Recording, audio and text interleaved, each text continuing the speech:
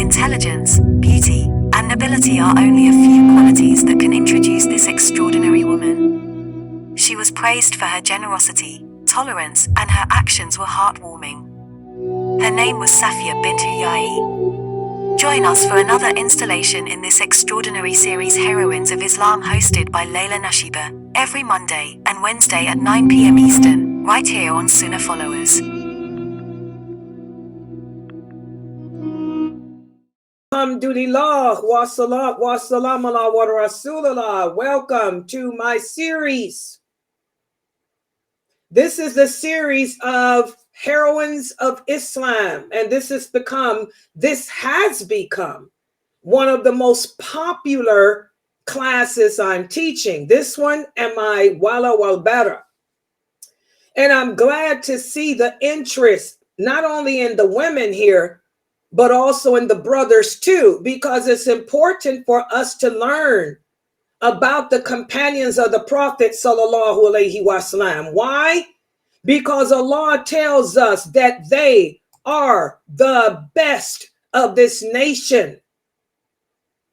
No Muslims are stronger than they were in their faith and practice.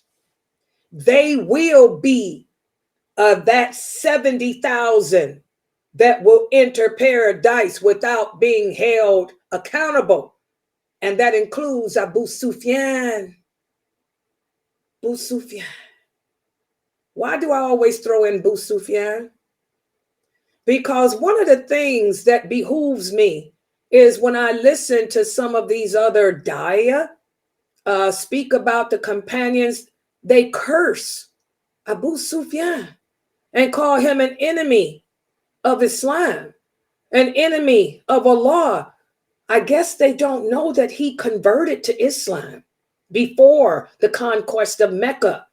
And so did his wife Hind, and so did their sons. Okay? They are of those eminent companions who were the best of this nation. We don't curse any of the companions of the Prophet sallallahu alaihi wasallam. You know, I did the story of Abu Sufyan a few years ago. I want you guys to go to my YouTube channel, go to the playlist, Stories of the Companions by Laila Nasheeba. I have a series on the companions of the Prophet sallallahu alaihi wasallam, and I spoke in great detail about Abu Sufyan. Abu Sufyan will be amongst those people in paradise.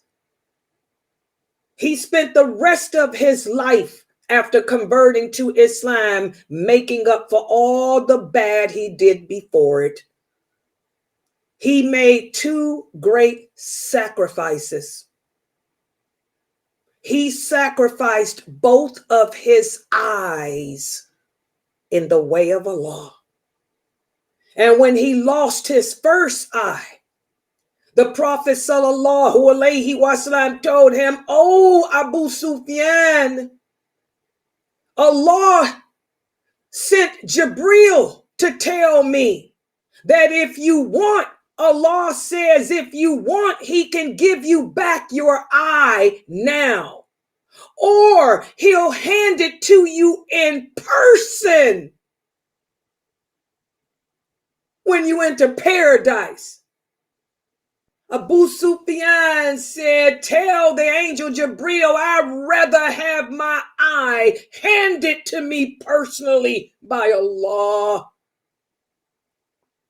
How dare you curse Abu Sufyan? We have to learn the deen. Like I was talking about earlier today, guys, one of the reasons why Allah sends war. Well, Allah tells us he sends war as a punishment from him. He tells us that in the Quran.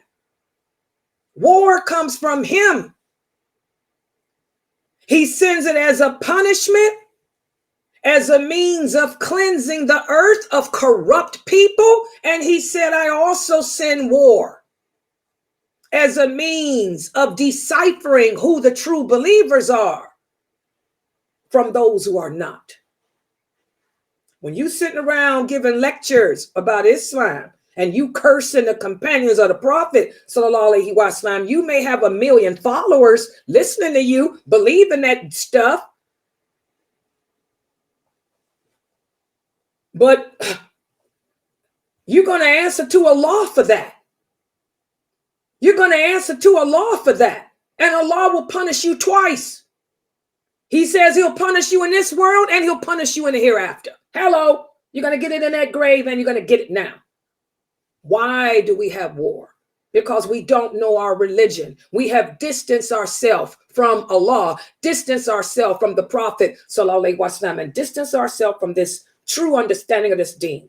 We need to get back to the traditional Islam. What is traditional Islam? The companions asked.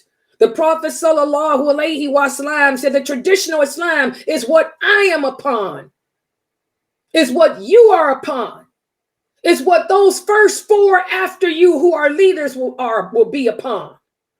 We need to get back to that. We need to learn about these companions. Learn about the wives of the prophets, sallallahu alaihi wasallam, you sisters. These are our role models. These are our mentors. Who is the life coach? The life coach for the Muslim is the Prophet Muhammad, sallallahu alaihi wasallam. Our mentors are his companions.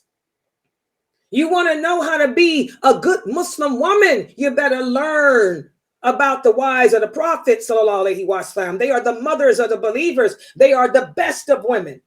The best of women. They will occupy that 5th level of paradise. There's a level in paradise called the garden for women. The wives of the Prophet will be in that garden. Okay? They're the best in manners, behavior, belief, practice. So that's why I'm doing this series for you sisters. We talked about Khadija, radiallahu anha, who was the second best woman ever created. The only woman ever created better than her was Mary, the mother of Jesus, alayhi salam. When the Prophet sallallahu alaihi wasallam married Khadija, he didn't need another woman because she was the most perfect woman created. She satisfied and fulfilled all his needs. But it was after she died. That's when he took on all these other wives. And each one of these wives brought to him what Khadija brought. It took all these wives to complete what Khadija did alone. Khadija, radiallahu anha, and her marriage to the Prophet, sallallahu alaihi wasallam, was an example and is an example as close to perfection as you can get in a relationship. There is no perfection except with Allah, but that's as close as you're going to get. After she died, he had to have a woman to take care of his children because he had girls to raise, daughters, young girls who needed the guidance of another female. So he married Sauda, radiallahu anha. She was an older woman in her 50s, older woman. But Sauda, her story was a story of sacrifice for the sake of Allah, loving for the sake of Allah, sacrificing for him. And when he married her, it was a proposition for her. Because she had 6 kids, mostly sons, that she had to care for, who needed a father. He had girls who needed a mother. So let's marry. You help me with my children, and I'll help you to control your children. And she sacrificed for that reason. And then when he married after her, being the elderly woman that she was, who was deaf in her ears, Sauda was deaf. She felt that she might be a burden to the Prophet, sallallahu alaihi wasallam, so she sacrificed her nights to Aisha. She said, I don't want to force you to have to think that you have to be with me in an intimate, any type of intimate way. She said, I'm content to just be amongst the women of paradise. I'm content to be a mother of the believers in paradise. So I sacrifice for the sake of Allah my relationship with you on that level. Good lesson to learn from her. Okay? And what happened as a result? She became the rock. She was the Prophet Muhammad sallallahu alaihi wasallam's rock. She was the foundation of his whole family because everybody gathered at her house. The children loved her.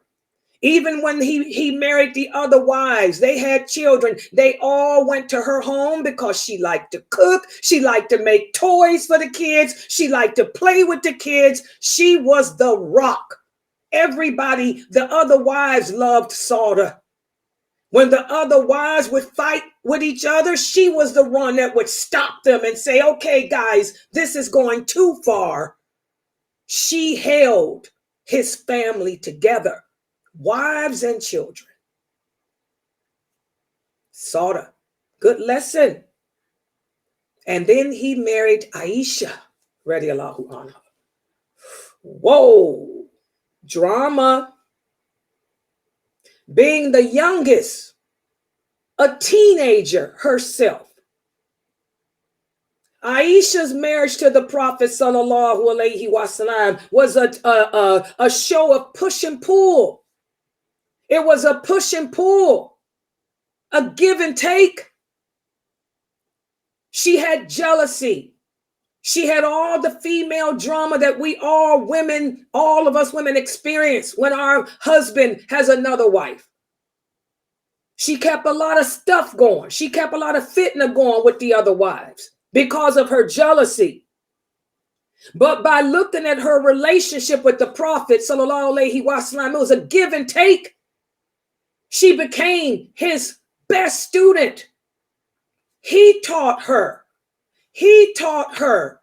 He taught her how to control her emotions, the same way Khadija, radiallahu anha, taught him to recognize his strengths.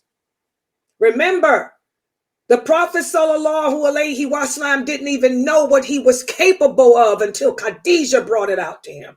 Well, the Prophet sallallahu alaihi wasallam shared that with Aisha and taught her how to curb and control her jealousy, how to control her emotions, her fears, give and take. Okay? And then he married Hafsa, radiallahu anha. Hafsa became the best friend of Aisha. Those two together, the daughters of his two best friends, both strong women, proud women, beautiful women, jealous women.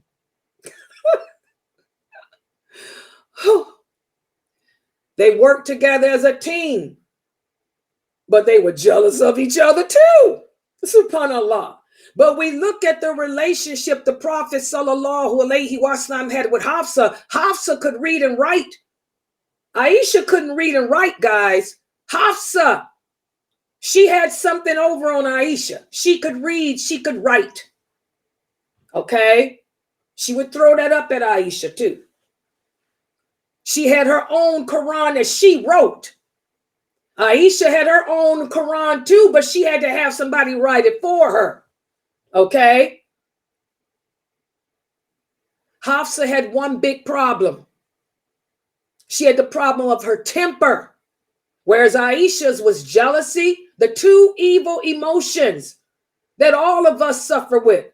Aisha had to learn to control her jealousy. Hafsa had to learn to control her anger. We learn how Hafsa would spend the nights begging Allah to give her the ability to control her anger, That's how Hafsa spent her nights. And Allah finally gave her that. When she went too far, to the point where the Prophet issued divorce upon her, Allah told the Prophet to take her back, and he did. After that, her anger, she learned to control it more, control it better. She learned to find her own place with the Prophet instead of trying to be like Aisha. As her father Umar told her, "You're not as pretty as Aisha, and you will never be her. Find your own way with him and stop trying to imitate her, because he's not going to let you get away with what she gets away with.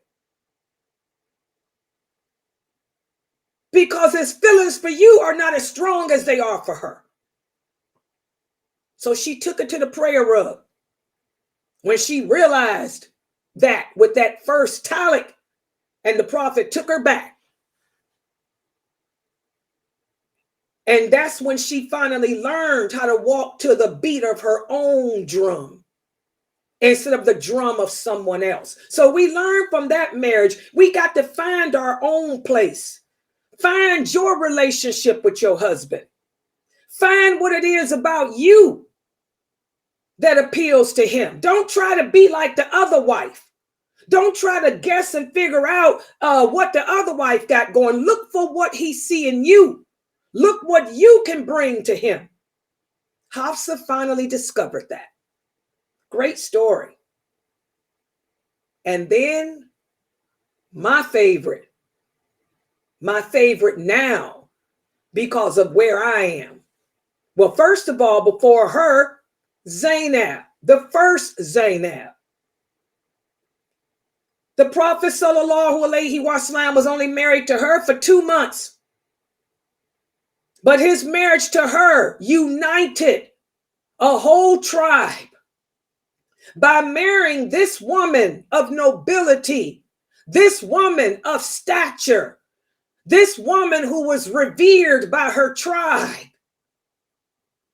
It stopped battle and brought the Muslims together to this tribe. And because of that marriage, as Aisha radiallahu anha said, her whole tribe converted. And also in that 2 months, Zainab set a pressing example upon Aisha and Hafsa, because Aisha and Hafsa were the 2 young girls. They both came from wealthy families. Umar was a wealthy man. Abu Bakr was a wealthy man. A lesson that Hafsa and Aisha had to learn is that a woman is supposed to be a reflection of her man. Aisha liked nice things. Hafsa liked nice things. They wanted to have a beautiful home filled with nice things. The Prophet had to tell them and to get those 2 women to understand, I am a messenger of Allah. How can I teach the people to not cling too closely to this world, and I'm sitting up with all these riches in my house? That's why he told Aisha, take them curtains down.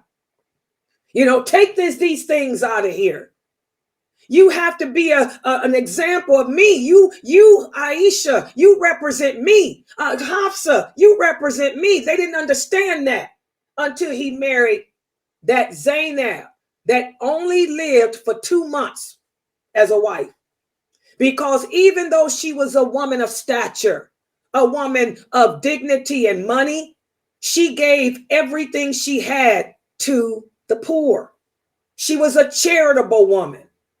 She was always helping her people who didn't have anything. She and the Prophet married her not just to bring her tribe into Islam, but also he married her because she represented him well, which is Islam is about giving and helping others. So when Aisha and Hafsa met her and saw how giving she was, they said, this is what the Prophet is trying to get us to be like. A woman is supposed to be a reflection of her man. Do you sisters understand that? You are a reflection of your husband. That's why you have to choose your husband wisely. Do you sisters understand? You don't just marry any man off the internet. You shouldn't marry any man off the internet. You go about marriage having your fathers and brothers look for you. Because whatever man you marry, you are supposed to represent him. You're supposed to be his back. You can't humiliate him in your behavior, your actions, because he's supposed to be your leader. You follow the leader. Like I told you sisters yesterday in my lecture on Walla Wabera, we women don't stand beside our men. Kafir women might do that. That's why they got the LGBTQ community and feminism. No, we stand behind our man. I'll stand behind you. When you go out to the battlefield, brother, I got your back. When you dealing with the fitna of this life, I'm here. I'm behind you. I'm ready to roll when you say roll. When you say jump, I'm ready to jump. You say let's fly. We gonna fly, baby. I stand behind you and follow your lead. That's what Aisha, radiallahu anha, and Hafsa learned from that 2 months of being with that Zainab. And then he married the one that I relate to the most right now in my life, Salama, radiallahu anha. Salama, she wasn't no elderly woman, but she was much older than Aisha and Hafsa. Salama, known as the lioness of Islam. She came from a warrior branch of the Quraysh. She was the first cousin of Khalid bin Walid. They were very close, her and Khalid. Salama, she could wield a sword. She could wield a knife. Hello, give me a pole. She can wield a pole. She was trained like most all the Arabic women were. To be honest, guys, all the Arabic women were trained. But Salama was trained at warfare better than they were because her tribe was a branch that were all about the war. We take no prisoners. You are not going to take our women and rape them, make them your concubines. Our women will die. That's how Salama was. And her husband, her first husband, was a good man too. He was the foster brother of the Prophet, sallallahu alaihi wasallam, Abu Salama. We even have a hadith that Abu Salama was better than Abu Bakr. He was one of the best of this nation. As the Prophet said, the best of this nation died during the Battle of Badr and the Battle of Uhud. Okay? That's why when he died, she said, who can replace him? Who's better than Abu Salama? The Prophet was better, sallallahu alaihi wasallam. We learn a lot from her story.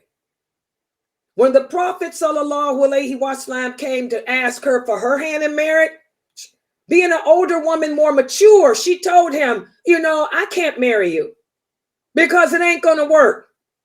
Number one, I got children. Number two, I'm a jealous woman.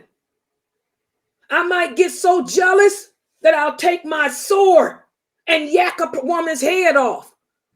She was a warrior, the lioness of Allah. She said, so I'm too jealous. She said, I heard you got a lot of drama going on.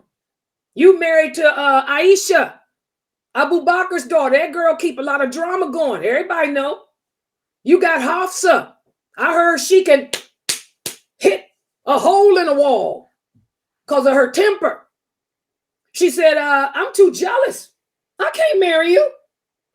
And that's when the Prophet sallallahu alaihi wasallam told her, let me tell you something. In regards to your children, they mine.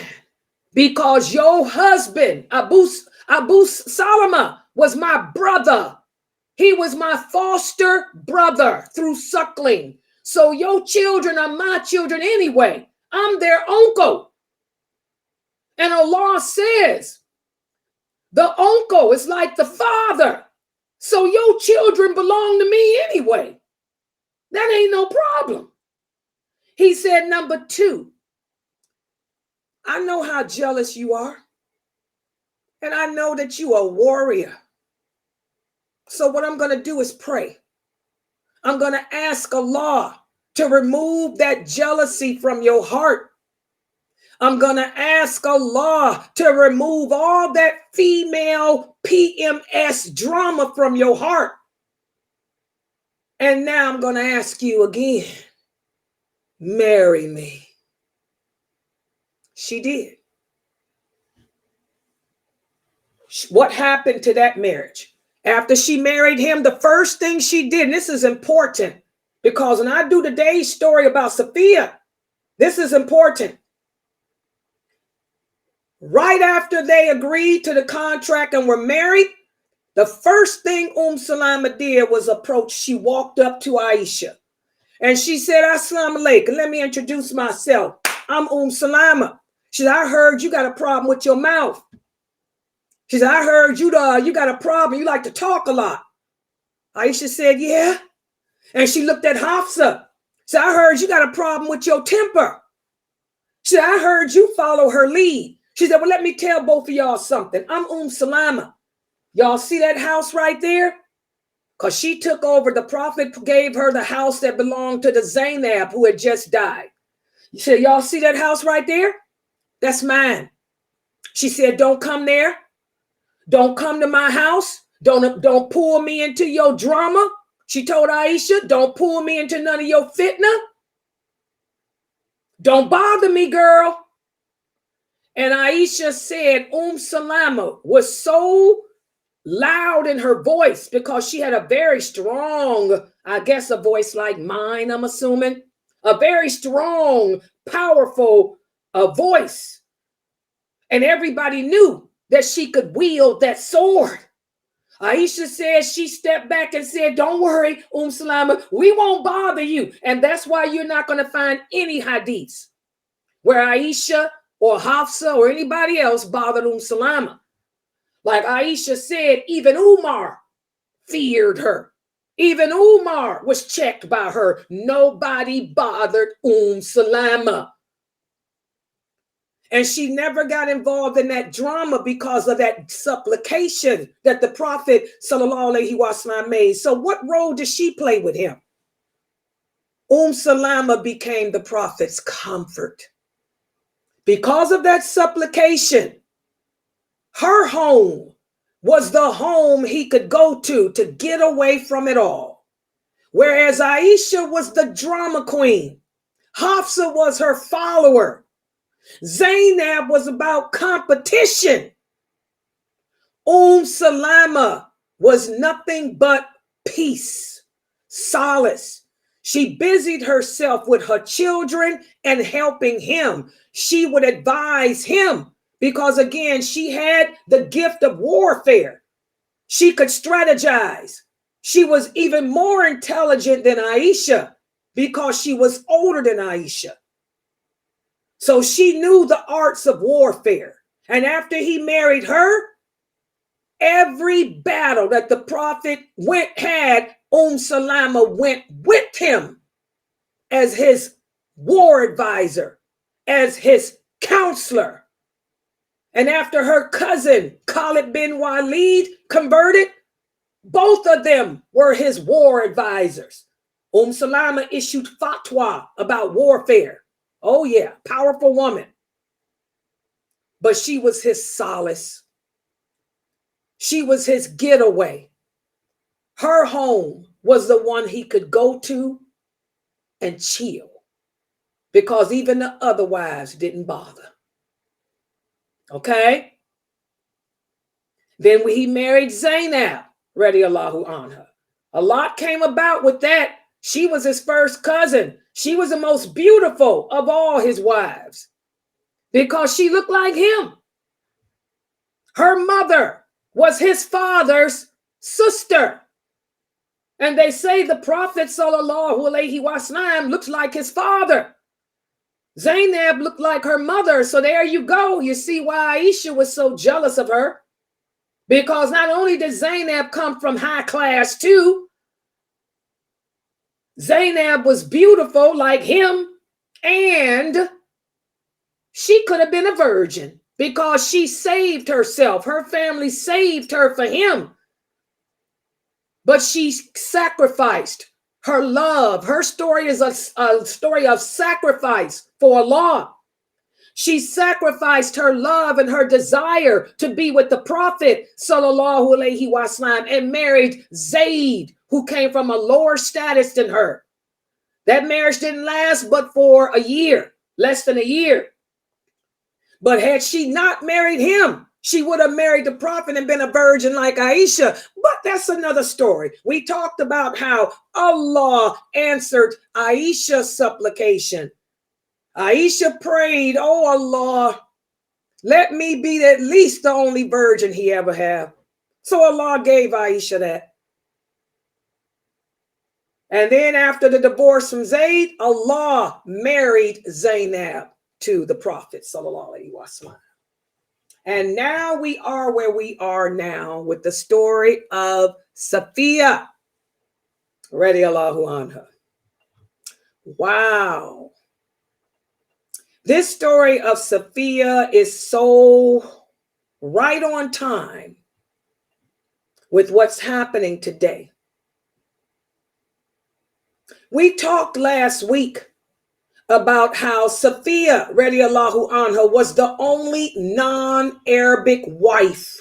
I repeat, she was the only non-Arabic wife.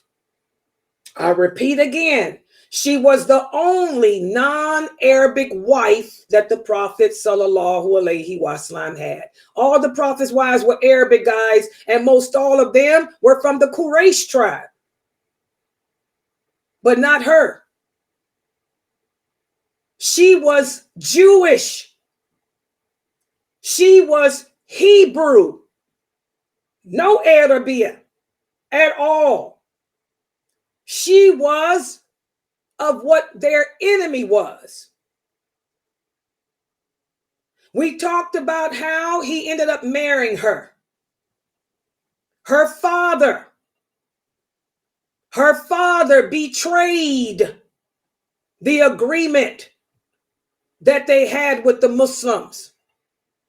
Her father thought that he could lead his people against the Muslims. The Muslims met and fought with them and defeated them. Victory was given to the Muslims over her father and their people, the Jews. After the Muslims were victorious, Bilal radiallahu anha, he found Safiyya and her cousin hiding in a tent. And during those days, the women became the prisoners of war. They became what's known as right-hand possessions. When Bilal came upon her and her cousin hiding, he grabbed them, recognized that they were of nobility from the way they were dressed, and he dragged them through the battlefield because Safiyya requested to see the Prophet sallallahu alaihi wasallam, because that's what they did back in those days. In the medieval period, the royalty, the leaders' wives and children were taken to the victor, the leader of the victor army, for him to take as his prisoner of war. So realizing that Safiyya and her cousin were royal, they were the daughter and the niece of the killed leader, Bilal took them as Safi, That's the Arabic word, Safi, to the prophet, because the prophet was the victor and the leader. And that's how Safiyya got the name Safiyya. Her real name was Zainab. Her name was not Safiyya originally. She got the name Safiyya because she was Safi, okay, belonging to the Prophet sallallahu alaihi wasallam. And when Bilal presented her and her cousin to the Prophet sallallahu alaihi wasallam, Safiyya was shook up. Her and her cousin were shaking. They were all shook up. But it just so happened that the Prophet had been reunited with his sister named Sheba. Who was Sheba? Sheba was the daughter of Halima, who nursed him. Sheba had also been taken as a prisoner of war and demanded to see the Prophet sallallahu alaihi wasallam. And Sheba had complained to him about how his men had forced the women to look at the dead bodies of their people on the battlefield. The same way you Muslim brothers today are doing. Y'all posting up dead bodies of Muslim babies and stuff. This is haram in Islam. And I'm giving you the dalil right now. So right when Bilal presented Safiyya and her cousin, the Prophet saw that how shaken up the two women were. And he said, Bilal, did you drag these women through the battlefield and make them see the faces of their dead relatives, their dead friends, their dead people? He said, where's your compassion, Bilal? Where is your compassion? And that's when the Prophet sallallahu alaihi wasallam set that warfare rule in effect. That one of the rules of warfare is do not allow the women and children to see the dead bodies of their fallen. Cover the dead up. Cover the dead up. Cover the dead up. These hadiths are in Bukhari. These hadiths are in Muslim. So why is it that you ignorant Muslims today, I'm sorry, I'm going to call you ignorant because it's ignorant to do it. Why are you posting dead bodies of children and people that's of our own on Facebook? If he wouldn't allow the Muslims to parade the women around the dead bodies of kafirs, what would he say if he were here and he saw you Muslims posting up dead bodies of Muslim babies and women and children and men? Sick. This is why we're at war. Whenever we transgress the limits of Allah, there will always be repercussions. So we talked about how after the Prophet sallallahu alaihi wasallam admonished Bilal, he told everybody to leave, but keep her here so I can talk with her. So Bilal and everybody was dismissed. And the Prophet looked at Safiyya. He said, Safiyya, how about this? How about I offer you to be my wife? Well, how about I propose to you that you marry me and I will give you your freedom as well? This was an honor because back in those days, the women were right-hand possessions. They were prisoners of war. The men didn't marry their prisoners of war. Even Allah says in the Quran that a man can have as many right-hand possessions in the time of war. Whenever there's a war like this, they can have as many right-hand possessions. They don't have to marry them. So to offer her marriage, this was an honor. And the reason why the Prophet sallallahu alaihi wasallam offered himself in marriage to her was because he recognized, he told her, Safiyya, you are the daughter of a prophet. It is not befitting for the daughter of a prophet to be a prisoner of war. This hadith is Bukhari and Muslim. He told her, you are the granddaughter of Aaron, the brother of Moses. He said, I could never make you a prisoner of war, so I'm going to make you something better. I'm going to make you the wife of a prophet, the mother of the believers. Because of who you are. She was shocked. First of all, she was surprised that he knew who she was. How did he know that I am a descendant of Moses? How did he know that I am a descendant of Aaron? That's when she realized he got to be a prophet, because only a prophet of Allah would know that about me. So without any hesitation, she said, I agree to marry you, because she knew at that moment that he had to be a prophet, because only a prophet would know who she was. Nobody else knew that. All they knew is she was the daughter. All they knew was she was the daughter. All they knew was she was the daughter of her father. Nobody knew that her lineage was connected to Moses. So she said, and not only will I marry you, she said, but I declare that there is no deity but Allah, and that he is the only one worthy of worship, and that you, Muhammad, are indeed his messenger. And she lowered her head. There you go. And that's where we stopped off at. The hikmah of Allah.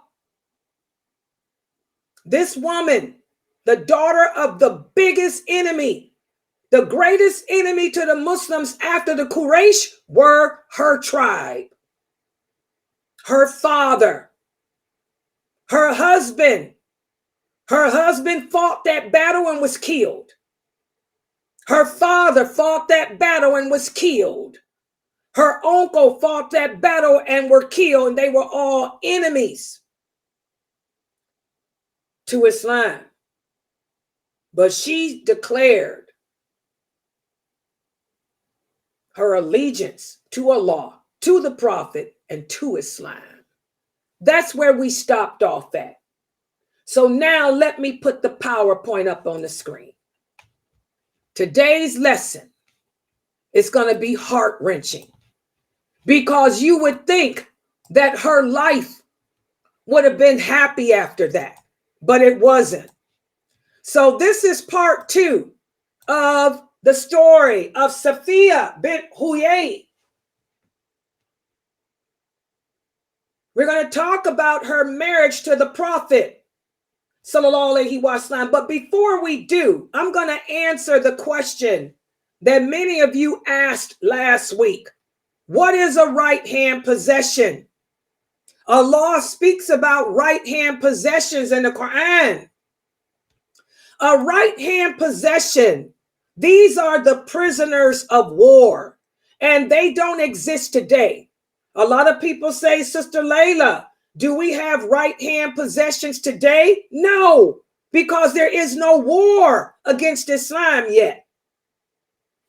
If what's happening in Palestine ends up becoming the beginning of what leads to the end, and the United Nations declares war against Islam, and we're fighting, that's when right-hand possessions will end up coming back into play. When there's a leader over the Muslims, we don't have a caliphate. And we're not going to have a caliphate until the Mahdi comes. When the Mahdi comes, that's when prisoners of war will be taken again, and we'll be back to the right-hand possessions. So any man living on this planet right now who calls himself a Muslim And I want you American Muslims to hear this, because it's come to my understanding as a daya. And we don't have, unfortunately, here in America, we don't have no brothers speaking out against this stupidity. I don't know why you brothers in America, I don't know what, y'all so busy into, it's just sad. I understand that there's a bunch of brothers that live out in California. I'm going to call you out. We got Muslims that live in California, Muslim brothers who belong to masajids out in California. Because your wives are in here telling me. I got your wives in my Zoom room. They're telling me that some of you have what you call right-hand possessions.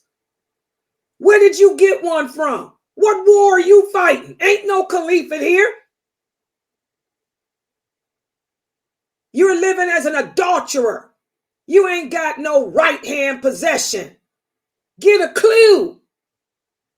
This is something that you other brothers of the Dawah need to be talking about. Let's hit it. What's going on out there in California? Oakland? Hello? Don't we got Muslim brothers out in Oakland, California? What's up? San Francisco. I'm calling you out. Oh, yeah. I got sisters here from those areas. What's the other place? LA. Where's the imam from Crenshaw? Where's the imam from the hoods? What's up? The men in your communities got right-hand possessions? Are you crazy? Ain't no right-hand possessions today. Any man claiming he got a right-hand possession got an adulteress. That's all he got. And you brothers of the Dawah need to be addressing that, because this is a problem. I got women coming in here every day asking me what a right-hand possession is. Are you crazy? This is why we got the war that's happening, because of this ignorance of the religion. And nobody is addressing it. Nobody is addressing it. You brothers are not speaking out. This woman, nobody listens to me. I'm just a woman. I'm just a girl in the world. What are you brothers addressing it? Y'all having all these conferences? Y'all having all these Dawah conferences, but y'all ain't addressing the fact that there's a lot of brothers in California who claim they got right-hand possessions? Why ain't y'all addressing that? But you telling Muslim women that they can't be beautiful, that they can't wear pants, they can't wear heels, they supposed to lick pus, they supposed to, but you look at how you men are just ridiculous. Yeah, that's a problem. Allah needs to send some speakers here to America to speak out, some male speakers to speak out against the atrocity that you brothers are doing, especially those of you in Texas. The two problem areas, Texas, California. SubhanAllah, get a clue. All right. Let's talk about a right-hand possession. Prisoners of war. The prisoners of war at this time in history, they were referred to, these were slaves or Jariya. And this was part of the rules of engagement. This was back in the medieval dark ages, the worst time in man's history. It was all about kill, conquer, destroy. Women had no rights. Children had no rights. Christianity had abandoned the people. Judaism let them down. So it was the strong who survived. Whenever you declared war against a town, against a city, against a country, the women would go out on the battlefield with the men, and so would the children. Why? Because whoever was the victor would take possession of the women, the children, and your property. And as far as the women and children, they were divided up amongst the men who were victors. If the women were beautiful or attractive, they would make the women their right-hand possessions. If the women were unattractive, they would either make them their slave or kill them. If they didn't need that woman to be a slave, they would kill her. The same with the children. They would usually enslave the children. If the boys, your sons, were strong, if your sons were robust, they would make your sons their slaves. They divide them up. Your daughters, they would make them their slaves in hopes of making them their right-hand possession when they reach puberty. Now, some people, like the Greeks and like some of the sick Romans, they didn't care if the girls were puberty or not. They just take them and have sex with them, even if they were 6 years old. That's the Romans and the Greeks. But for most of the different cultures, including the European, the Vikings, and the Arabs, they would take the girls when they were young before puberty, and if they thought they would be beautiful when they grow up or appearing, they would, make them their slave. If the girls were useless looking, ugly, kill her. The same with your sons. He ain't strong, kill him. That's why it's called the Dark Ages. Now, the Viking women and the Viking children were trained to fight. The Arabic women, the Arabic children were trained to fight. The Roman women, the Roman children trained to fight, because I'd rather die than be somebody's concubine. I'd rather die than be raped. I'd rather die than be a slave. So that's why those women and those children, this is history. You learn this stuff when you get an education. So that's why during the medieval period, the women would go out there, they fight too. You look at those old movies with the Vikings and the Romans, the women out there doing it too. Look at that movie, 300. That man's wife was fighting too. 300. That's how it was. Because whoever lost got you. You became a slave. I'd rather die than be a slave than be somebody's bed wench. A bed wench. Because that's all the women were before Islam. They were bed wenches, sexed. But now when Islam came about, Islam brought laws of balance. Allah didn't do away with right-hand possessions, but instead Allah put laws in effect concerning them. Allah sent down the verses of the Quran saying, "O Muhammad, any prisoners of war that you take, first of all, try to ransom them. Don't enslave them. Try to ransom them. Secondly, in regards to the women, whatever women that you take as a right-hand possession or as a prisoner, you have to treat her as if she were your wife." So the right-hand possessions for the Arabs after the advent of the Prophet Muhammad coming was, I have to feed you. I have to clothe you.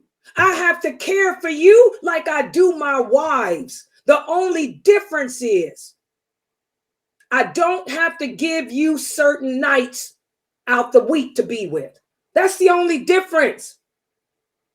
So after the advent of Islam, when the rest of the world heard about, when the Jews and the other Arabic tribes and even the Romans, they heard about these rights that this new religion was given, the women weren't killing themselves. The women would demand, when the prophet fought against the Jews or fought against whoever, the women would say, I want to be his concubine. I want to be his possession. They all wanted the prophet to make them their right-hand possession because they knew that they would be treated so well. You know, we eat, have a home, you know, we live with a nice life. My children would be cared for. You know, I can live with that. I wouldn't be sold into prostitution, because that's another thing they did, especially the Romans. The Romans would use their right-hand possession women and sell them into prostitution. So when the Muslims fought, the women, make me your right-hand possession, because they knew the Muslim men were going to take good care of them and their children. They would try to keep them. The Muslims tried to keep the women with their kids. They didn't take their kids away from them. They would say, I'll take you as my right-hand possession. I'll take your children. See the beauty of Islam. That's the beauty of Islam. That's why so many people converted. Islam did not spread by the sword. It spread it by our character, our morality. People converted to Islam because of the dignity Islam brought to people. Okay? So that's what a prisoner of war, a right-hand possession is. Any man living anywhere claiming he got a bunch of right-hand possessions, you better fear Allah, dude, and you better hope you better not die before you repent, because you're nothing but an adulterer. You ain't got no right hand, nothing. We ain't got no caliph and we ain't in no war. Are you out your mind? Okay, so also the following hadith shows how in Islam, not only did we take our prisoners of war and treat them well, but we would teach them. In fact, the Prophet sallallahu alaihi wasallam said, when any man has a female slave or a prisoner, they should teach them science and educate them well. They should train them and teach them well, and then they should free them. And if the man marries her, then he will get 2 rewards for this. These hadiths are in Bukhari and Muslim. So Islam put a great responsibility on Muslims who took slaves or prisoners of war. They had to be treated like family. They should eat the same as the family, drink the same as the family, wear the same clothing as the family, and not be worked beyond their capabilities. And it was forbidden to be cruel to them. You couldn't beat them. You couldn't abuse them. You couldn't prostitute them. They were accepted as human beings and later freed, guys. And this is how Islam spread. In fact, because of this, by the Caliphate of Umar, radiallahu anha, slavery had been completely abolished in all the Muslim territories because of so many rewards that Allah gives to us for educating, caring for, and freeing people. So our nation, Islamic nation, we were the first people to abolish slavery. And that happened during the Caliphate of Umar. That's why it's important for y'all to learn these hadiths. When you learn these hadiths, you learn the history of Islam. You not only learn what's expected of you as a Muslim, but you learn your history as a Muslim too. Okay? So, Safiyya, radiallahu anha, was taken as a prisoner of war, but the prophet recognized that she was a daughter of a prophet. He married her, freed her, and married her. And after this, Safiyya was so happy. She was so happy that the prophet recognized her to be who she was, the daughter of a prophet. And when she agreed to the marriage, he asked for a dowry. She said, my freedom is my dowry. The prophet said no, because all his other wives, he gave 400 dirhams. Safiyya refused it. She said, "O prophet of Allah, the fact that you recognize me for who I am, and the fact that you are a real prophet, and you set me free, my freedom, that's all I need. And the fact that I'm your wife, that's it." Y'all see that? That's how intelligent Safiyya was. And that's how happy she was. And she was happy because she always believed in Allah. Like all the wives of the prophet, they all believed in Allah even before converting to Islam. All of them did. Remember, the Arabs believed in Allah. They just didn't believe he was the only one worthy of worship. The Jews always believed in Allah, but they didn't believe he was the only one worthy of worship either. Safiyya always believed in Allah. Okay? She knew who her father was a descendant of. She loved Moses. She loved Aaron. She loved her book, the Torah. She never associated partners with Allah. So she was just so happy to meet a real prophet who was like her grandfather, and that he recognized her for that. She told him, "I don't need no dowry. The fact that you married me and the fact that you recognized me and you freed me, that's my dowry." Okay? So after they were married, they traveled on their way back to Medina, but they reached a little town, and the prophet wanted to spend the night with Safiyya, but she refused. And this kind of bothered the prophet, sallallahu alaihi wasallam, but he didn't say nothing. He couldn't understand why she refused to spend the night with him. He didn't force her into marriage. She seemed happy with the marriage, but why is she refusing? So he left it alone, and they continued on their way to Medina.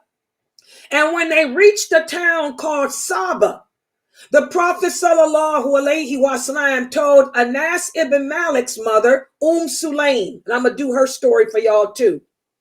He told Sulaim to prepare the wedding because in Islam, like I told you guys at the Islam Q&A show on Friday, you guys asked me, when are we married? Whenever the guardian agrees, when all the parties agree to the contract, you're married. That's it. Our marriages are easy. So the simple fact that she agreed, the dowry was given, and it was witnessed, they were married. Okay? But they would hold a feast later, or they would do a ritual later. So when they arrived at the town of Saba, that's when the prophet told Sulaim, get my other wives and prepare the wedding. Now remember, when the prophet went to do this battle, he had 2 wives with him. Salama was there because she was his war advisor. And remember, Aisha was there. Aisha knew that the prophet had gotten married. In fact, she said when she saw Bilal, she took a glimpse and saw Bilal dragging Safiyya through the battlefield. She recognized how beautiful Safiyya was, and she just knew he was going to marry her. She said as soon as she laid eyes on her, she knew that this was getting ready to be a co-wife, because there was something different about her. She wasn't Arabic, and there was also something else about her that Aisha couldn't put her finger on. But she knew that she was about to be another wife. Okay? So when they arrived in Saba, Sulaim and Salama and Aisha prepared Safiyya for the wedding. And after the wedding, the prophet spent the night with her. And Sulaim tells us in an authentic hadith, you can find this in Bukhari and Muslim and Muwatta. She said the next morning after the prophet had married Safiyya, she went to visit with her to try to get to know her better. And she asked Safiyya, was she okay? Because remember, this is right after the battle of Khaybr. Safiyya had just lost her father. Her father was killed. Her brothers were killed. Her uncle was killed, and her husband. She saw the dead bodies. She saw the dead bodies of her relatives. Okay, so Sulaim went to check on her to make sure she was okay mentally, because this is 3 days after this battle. And Sulaim tells us that Safiyya told her that the Prophet sallallahu alaihi wasallam had came to her that night and he was happy. They did not sleep. Instead, the Prophet spent the whole night talking with her. He knew that she had lost her father. He knew that she had lost her husband. And he knew that she needed to release that. So she told Sulaim how the Prophet was so attentive to her. Now look at this. The Prophet didn't spend that night having sex with her. He spent that night asking about how you feel. Are you okay? Are you okay? So this shows the Prophet didn't marry for sex. Subhanallah. He married her because she was a daughter of a prophet. In fact, let's continue on.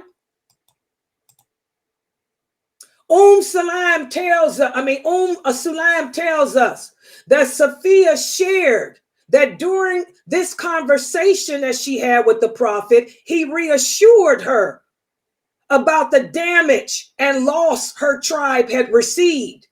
And he explained to her that he didn't want to make war against the Jews, but they brought this on themselves by violating their peace treaty with the Muslims. Okay? And after he explained to her how this war came about, she said they just spent the whole night. He sat there comforting her. And then he asked her, why is it, Safiyya, that when we first did the marriage contract, he said, because I was concerned about you then, and I wanted to spend the night with you then to comfort you. Why did you refuse? And she told him, O Prophet of Allah, the only reason why I refused for you to spend that wedding night with me was because we were staying at a place that was close to where my people live. And I didn't want them to sneak up and try to harm you. I didn't want them to sneak up and try to harm you. And the Prophet was so happy to hear this answer from her because it had been bothering him. Why wouldn't she sleep with me that night? I didn't force her. I didn't force her to marry me. And I wasn't going to have sex with her. I was going to do just what I'm doing now. Just talk to her and comfort her. So when she told him it's because she was concerned for his safety, that made the Prophet very happy. You can find these hadiths in Bukhari, Muslim, and Muwatta. Okay? So this shows the character of our Prophet, sallallahu alaihi wasallam. This shows his kindness, his ability to guide to the truth. And this shows that Safiyya radiallahu anha was a woman who believed in Allah, who accepted Islam out of sincerity and was willing to practice this religion as it should be practiced. And her fears of the Jews were very, very warranted, guys, because as soon as the Prophet sallallahu alaihi wasallam arrived back into Medina, a lot of problems occurred. And before they arrived back in Medina, Safiyya shared with the Prophet something that happened in her childhood. She said, O Prophet of Allah, I was the favorite child of my father, and I was the favorite niece of my uncle, Abu Yasser. Whenever I would meet them, they would give me attention, more attention to me than any of the other children. And one day they brought with them, they came home with a tense atmosphere. She said they came home staggering as if they were drunk or as if they would fall, but they weren't intoxicated. She said, I went to them to try to cheer them up, but they were so sad. They were so upset. And I heard my uncles ask my father, is that him? And I heard my father say, yes, I swear by Allah, it is him. And then I heard my uncle say, well, can you recognize and acknowledge his attributes? And I heard my father say, yes, and I swear by Allah, as long as I live, I'll be his enemy. She said, my father and my uncle were discussing you, O Prophet. That's when the Prophet Muhammad sallallahu alaihi wasallam had migrated to Medina. Her father and her uncle had met with him and recognized the signs of prophethood on him. They recognized that he was the prophet that had been mentioned, that the Jews had heard would come.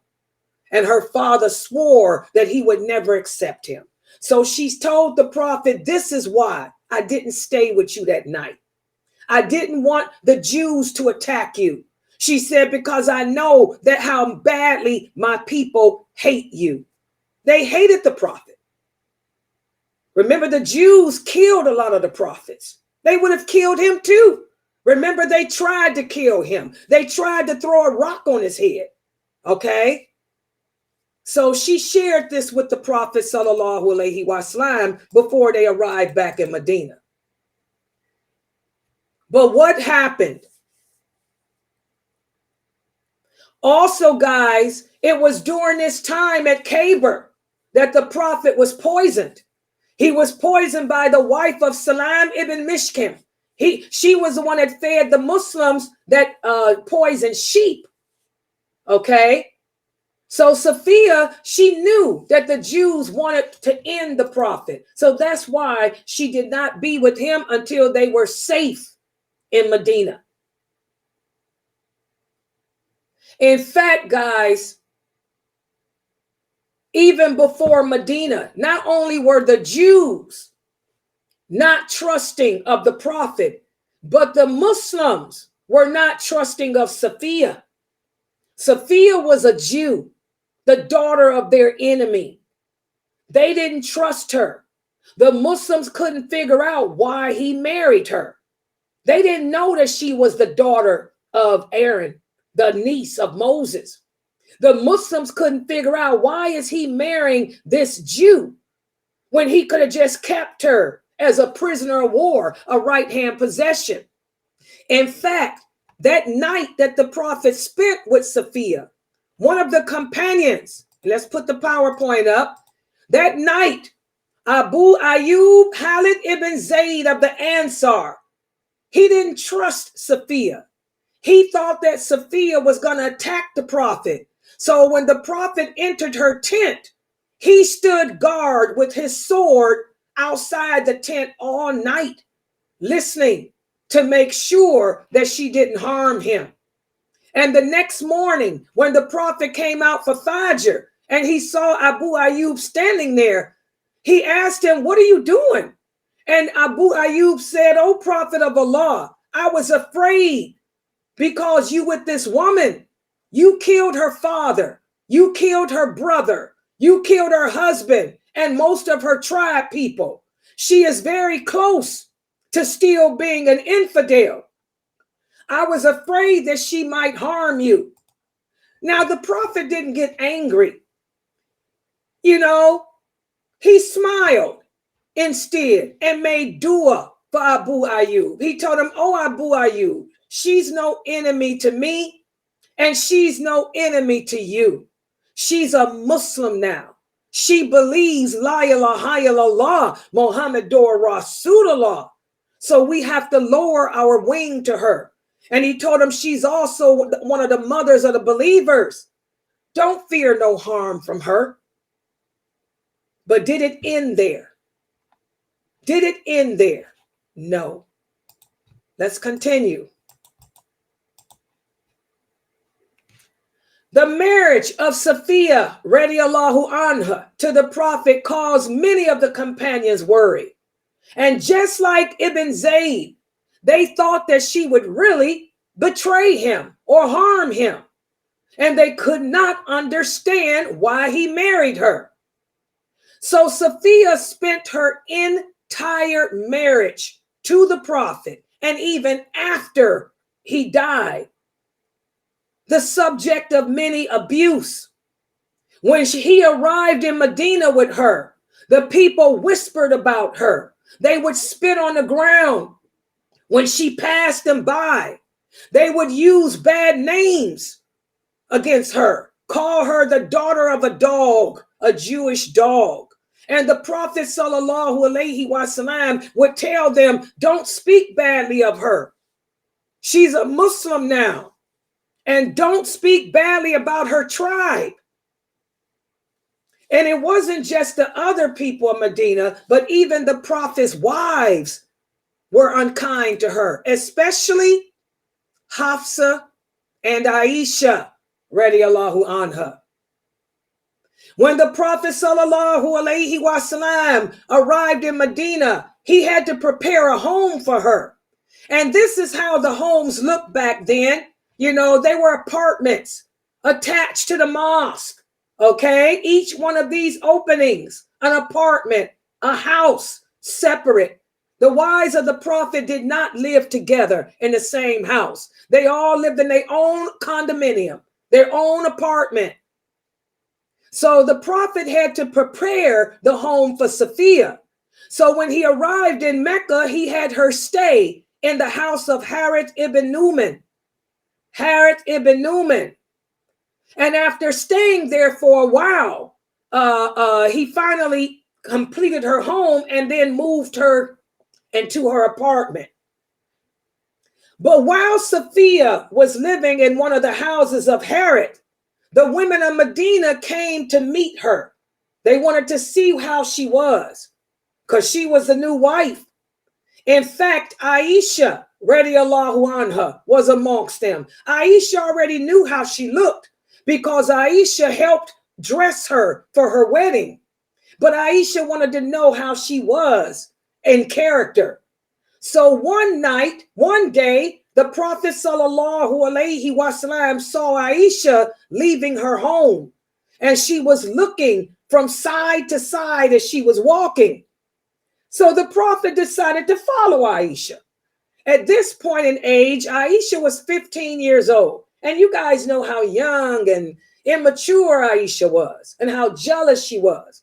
The Prophet knew how jealous she was too. And he wanted to make sure that she didn't create no drama, because she was the drama queen. He knew that Safiyya was sensitive, and he didn't want Safiyya to be hurt by her. So he followed Aisha, and he waited for her to come out of Harith's house. When Aisha came out the house, the Prophet grabbed her and he said to her, he said, "What do you think of my new wife? What do you think of Safiyya?" And Aisha harshly answered him and said, "What wife? What bride? All I found was a Jew. You need to send her back to the Jews." The Prophet sallallahu alaihi wasallam told Aisha, "Don't speak like this. Safiyya is now a Muslim." Aisha didn't say anything else, but she went straight to the house of Hafsa, who also wanted to know what type of character this woman had. Okay? And so she shared with Hafsa what she thought of Safiyya. So I'm going to stop right here for today. This was just the beginning of what Safiyya had to endure. Her entire marriage was a marriage of trying to get the people to accept the fact that my race doesn't matter. My allegiance, your allegiance should be to me, because we both all believe la ilaha illallah. The fact that I believe la ilaha illallah should mean that you should trust me, accept me, even though I come from a different race, even though I come from a different background. Remember, this is a non-Arabic wife. All his other wives were Arabic, and most all of them came from the Qurayshi tribe. In fact, all of them did except for one. Except for one, that all of them came from the Quraysh. Imagine how she felt as an outsider. Nobody accepted her. Nobody. But the Prophet Muhammad sallallahu alaihi wasallam constantly defended her. He constantly defended her. And so when we meet for this class on Wednesday, I'm going to go into some more of the particulars that she had to endure from the other wives. That was a cruel thing for Aisha to say. What wife? All I found was a Jew. Need to send her back. Shows the patience of the Prophet. The Prophet was patient. He said, Aisha, you still have to control that jinn. He had to tell Aisha, your personal jinn. He's constantly causing you to say things and do things that you shouldn't say and do. Your jealousy. And together, her and Hafsa did some terrible things to Safiyya. And we're going to talk about them next week. So I'm going to, this Wednesday. So I'm going to stop right here. Subhanakallahumma wa